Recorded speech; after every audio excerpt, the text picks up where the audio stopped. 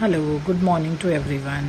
आज ही अमायरा आमची always excited to go to school आणि ही पप्पाचा वेट करते आणि मी पण, कारण मी आज हिला सोडायला चालली होती आणि आमचा दोघांचा थोडासा वेगळा प्लॅन होता बाहेर जाण्याचा. हा आमचा पप्पा असं छान एंटर करतो हसत हसत, कारण त्याला माहिती आहे आम्ही दोघी तिची वाट बघतो. नंतर ही अमायरा अशी नेहमी स्कूलला जायला, तिला लेट झाला तर तिला खूप टेन्शन असतं, तिला वेळेतच स्कूलला पोचायचं असतं.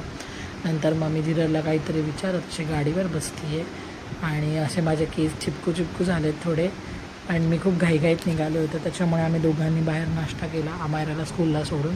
त्याच्यानंतर ह्याने मला क्लासला सोडलं धीरजने, आणि हा आमचा होता क्लासचा सेकंड डे.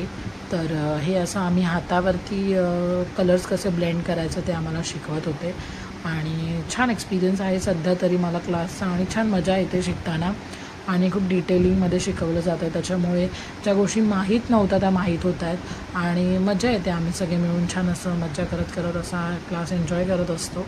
हे आम्हाला कलर करेक्टिंगचं शिकवलं होतं, त्याच्यासाठी आम्ही हे एक बनवलं होतं कलरचं. तर त्याच्यामुळे आम्हाला कळालं की ब्लेंड कलर केल्यानंतर ते कसे दिसतात किंवा ते कसे ब्लेंड करतात ते आम्हाला शिकवलं हातावरती टेस्ट पॅच करून. त्याच्यानंतर हा आहे आमचा मॅमचा व्हिडिओ, खूप छान आणि मजा करत शिकवतात. त्याच्यानंतर हा आहे सेकंड डेला मॉर्निंगला, त्या दिवशी संक्रांतीच्या आधीचा दिवस होता, भोगी.